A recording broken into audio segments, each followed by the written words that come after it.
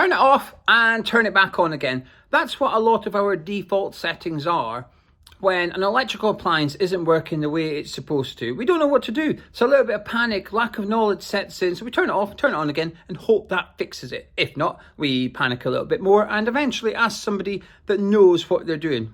Or Google it. Google it these days, YouTube it even. We sort it.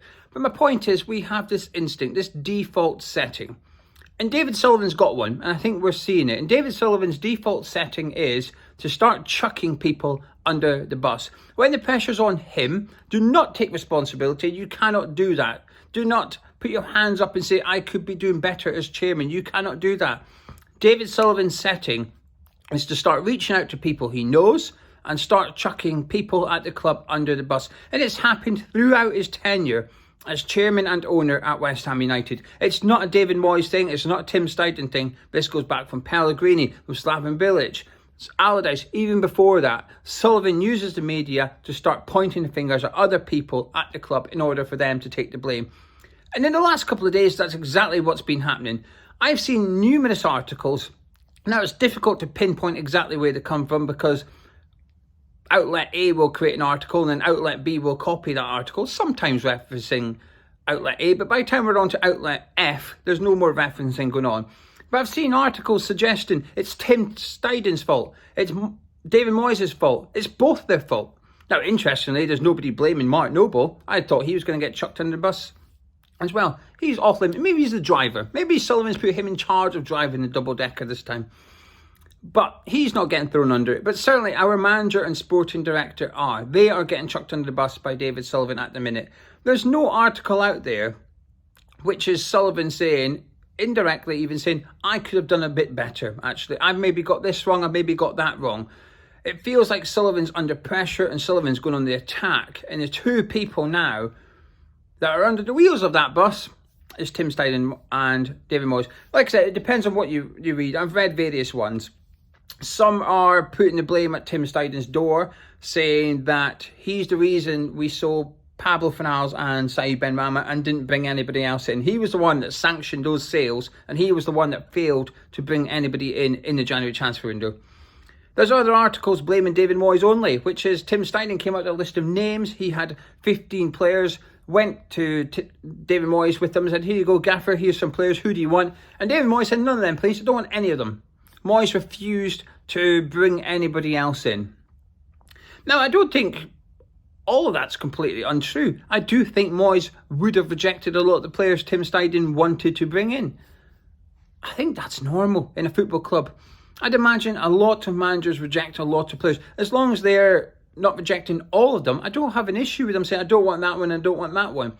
Because I do believe, I made it very clear, but I still believe that Osman was somebody that Noble, Steidten and Moyes all wanted. But I've seen an article earlier on today that Moyes rejected Ibrahim Osman, did not want Ibrahim Osman. He wanted Jota instead.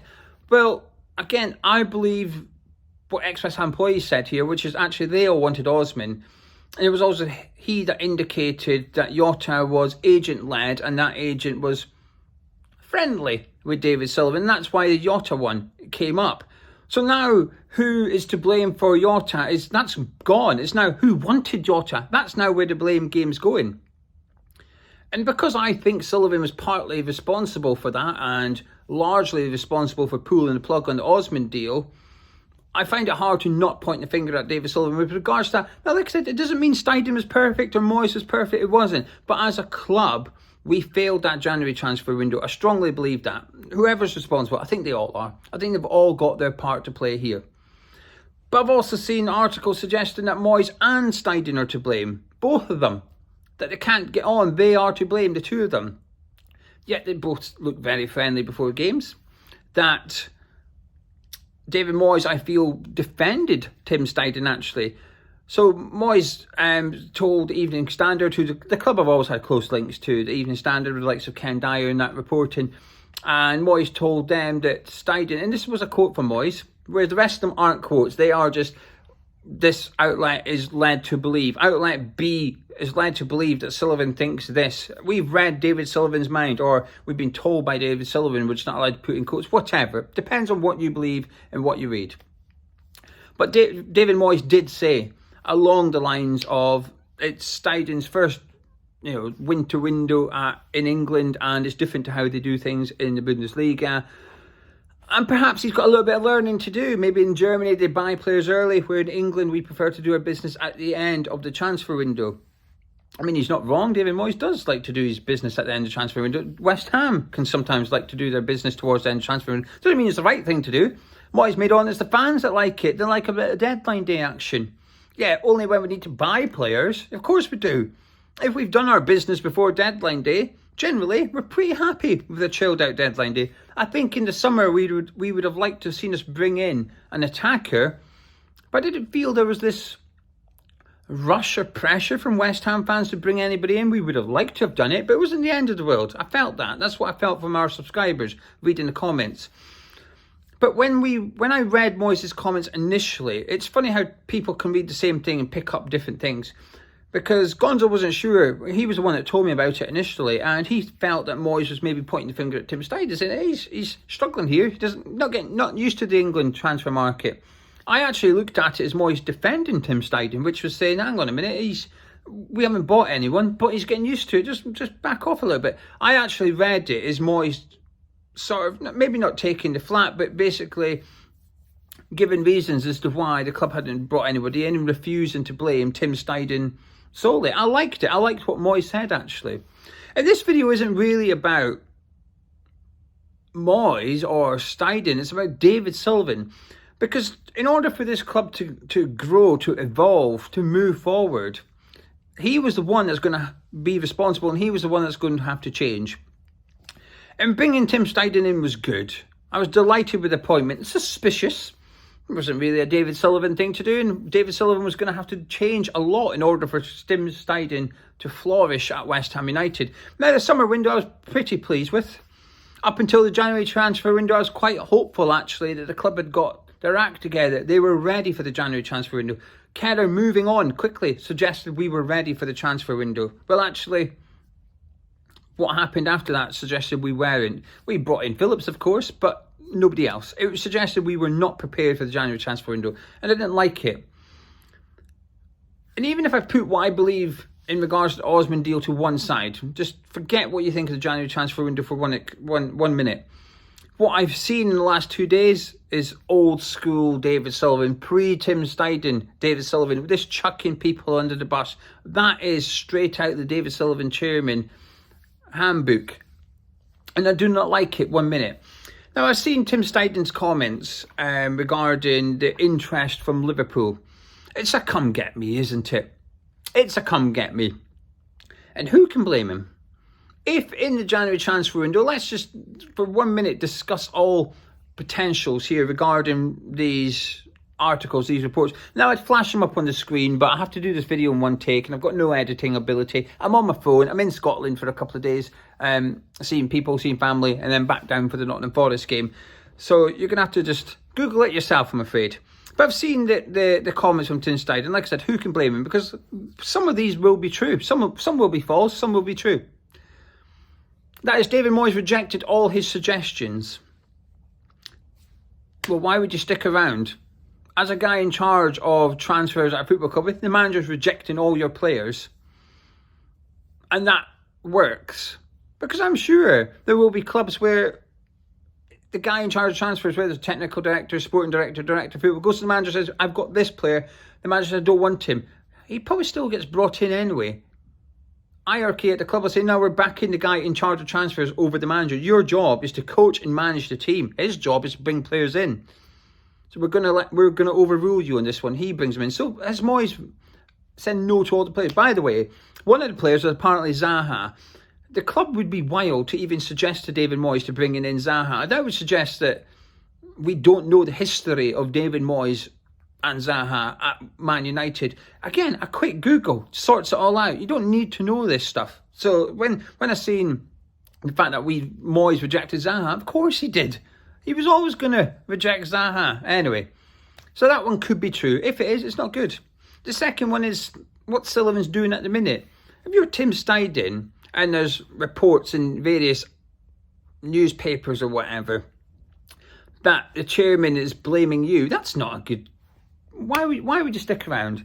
And then we've got the third one, which is the future of David Moyes. Fabrizio Romano said today, I don't know what's happening with the manager. There's lots of reports regarding David Moyes, don't know what's true. That's interesting, because Fabrizio Romano's source, I believe, is Tim Steidten. So I would assume Romano can ask Steidten what's going on with David Moyes.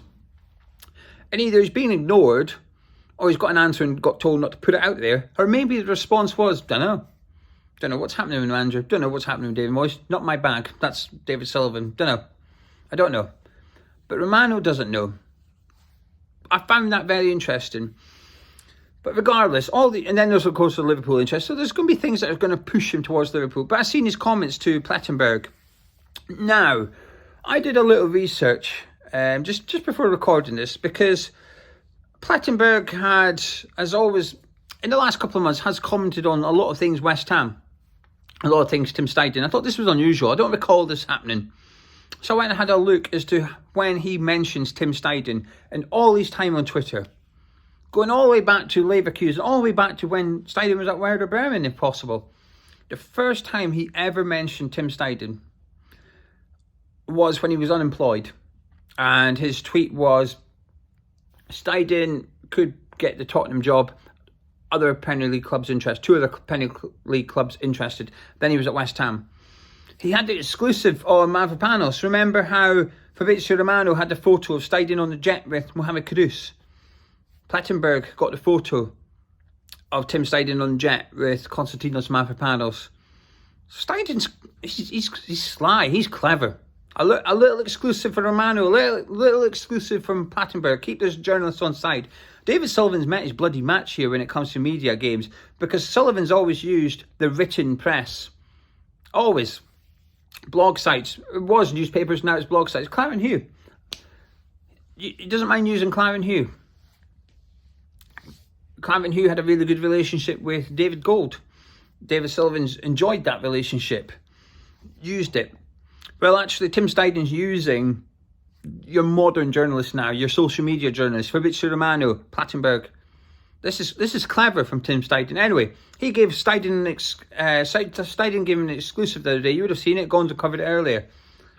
I'm generally happy at West Ham. Very strange phrase, as Gonzo elaborated on.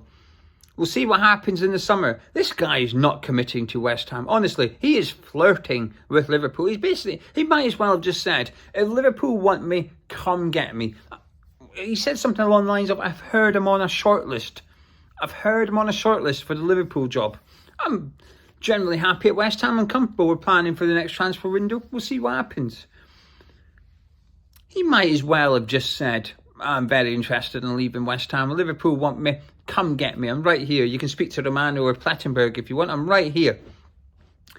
So while this circus is going on and the question mark is over David Moyes' contract, we've got an issue with the sporting director now as well. So it could be that we want to kick Moyes out of the club, but we might find ourselves with Tim Steidten leaving the club as well. And there's a lot of reasons for both of those things happening, but I'll tell you one big reason that could contribute to Steidten leaving. And this is just my opinion. I don't know. This is just my opinion. And that's the actions of what David Sullivan's doing. And that includes what we've seen in the last couple of days. Now, it will include the action of David Moyes, but right now, I think it includes the actions that he's taken, which is chucking Moyes and Tim Steidten, sometimes individually and sometimes both together, under the bus. And it's not the first time. He did it in the summer. Remember, go back to the summer. Remember, all these stories were coming out about how them two were squabbling. Moyes and Steidten weren't getting on. Moyes rejected all Steidten's targets. Steidten was rejecting all of David Moyes' suggestions. They weren't getting on. Scotsman and Scarfman were not friends. That was in the summer. Then all of a sudden we signed 4 players. Everything went quiet. There was no more rumours of these two not liking each other. Now all of a sudden the January transfer window goes. The finger's starting to get pointed to David Sullivan. He's having to field phone calls and emails from the written press, not the social media ones, because Steidten's got them in his back pocket. The other ones, the old school ones, they're contacting Sullivan. He's under pressure. And this is the action of a man with a little bit of panic in him. This is David Sullivan's default. You and I, we switch it off and switch it back on again. David Sullivan, he turns to the written press and says, hey, leak this for us, will you? And at the minute, he's chucking Moyes and Steidten under the bus. I do not like it for 1 minute. Anyway, I'm going to disappear.